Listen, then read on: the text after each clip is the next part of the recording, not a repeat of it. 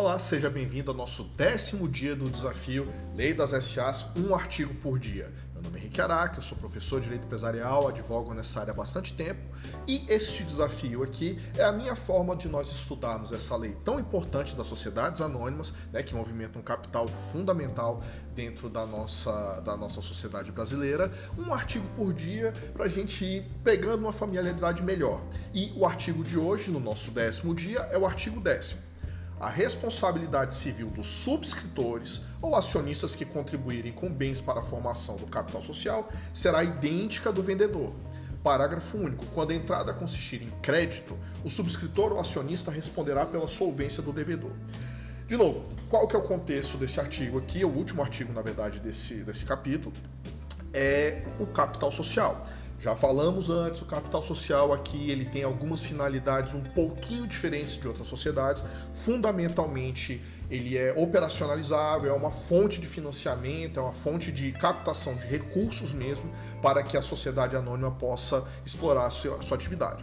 Essa lei, vamos recapitular, ela é da década de 70, e numa época que não tinha internet, que a transmissão de informações não era tão boa assim. E é um tipo societário que é feito para ter milhares, centenas de milhares, milhões de acionistas. É diferente de uma sociedade contratual onde temos ali 3, 4, 10, 15 sócios e todo mundo está ali mais ou menos próximo. Ou seja, a transmissão de informações e a fiscalização do que está acontecendo é mais prático. Então, qual que é a ideia aqui do artigo 10º? Se você lembra da nossa aula de ontem, eu rapidamente comentei quando a gente fala ali que a transmissão dos bens para a integralização do capital social é feita a título de transmissão de propriedade, ou seja, é uma forma de alienação daquela propriedade que eu tinha e eu estou passando para um terceiro, no caso a sociedade, em troca de ações. E aí o que o artigo 10º aqui está falando é que a responsabilidade civil será idêntica do vendedor, no sentido de que o vendedor, aqui num contexto mais civil / empresarial, não era essa a visão da época, mas é num contexto de ausência de hipossuficiência, não é um contexto consumerista de relação de comprador e vendedor, não. Mais ou menos aquela questão da responsabilidade civil mais classicona, entendeu? Então, eu estou transmitindo a propriedade de um bem, há que se esperar que eu seja o dono, que não tenha vício, que não tenha problema com a propriedade, tudo aquilo. Porque senão eu não vou poder aplicar aquela regra do a coisa perece na mão do vendedor, ou seja, até a tradição, o risco da coisa é meu, quando eu entrego agora o problema é seu. Não vai se aplicar. A ideia aqui é justamente criar um grau de responsabilidade e, com isso, segurança para os demais acionistas, que aquilo que eu estou transmitindo é real, vale aquilo mesmo, por isso que é avaliado por peritos e coisa do gênero, para que tenha segurança de que eu não estou adquirindo ações em condições mais favoráveis do que aqui os outros demais acionistas adquiriram. Ou seja, estou vendendo gato por lebre, trocando gato por lebre. A ideia aqui é isso, para deixar muito claro que não é um tipo especial de responsabilidade civil. É uma responsabilidade civil mais clássica, mais próxima à do vendedor. É isso que esse artigo está querendo dizer.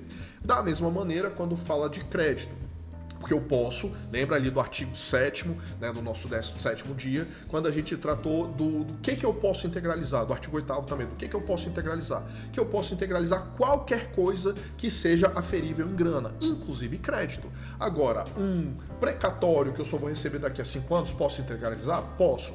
Um título de crédito emitido por um outro devedor, posso integralizar? Posso.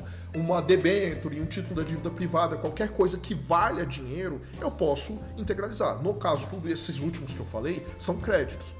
Então, mas não é no sentido da cessão civil, que uma vez que eu faço a cessão para um terceiro, no caso a sociedade, eu me exonero, salvo se estiver previsto no contrato de cessão. A ideia aqui é justamente, à medida que eu estou transferindo um crédito, eu vou compartilhar a responsabilidade entre quem está cedendo, quem avaliou aquele crédito com relação à solvência daquele credor. Porque se é um crédito que vai ser exigível perante a sociedade, vai poder exigir daqui a um tempo, há um risco de inadimplência. E se aquele crédito, vamos dizer assim, se tornar um crédito podre, eu integralizei com nada, percebe? Então a ideia aqui é toda muito próxima. o que eu estou transferindo de propriedade em troca de ações, ele tem que valer aquilo mesmo. Eu tenho que ter uma responsabilização pela qualidade do bem, né, vamos dizer assim, físico que eu estou transmitindo e também do crédito. É mais ou menos nesse sentido. Novamente, uma aulinha mais rápida se comparada com todas as outras, porque esses artigos são mais vamos ratificar o que a gente está falando, né? O contexto geral posso colocar qualquer coisa que valha dinheiro e se não for dinheiro especificamente, eu respondo pela qualidade daquilo que eu estou transmitindo. Gostou da aula de hoje? Deixa seu comentário e, como sempre, curta, compartilhe para que a gente saiba que esse tipo de nosso projeto está sendo bem recebido por vocês. Um abraço e até amanhã.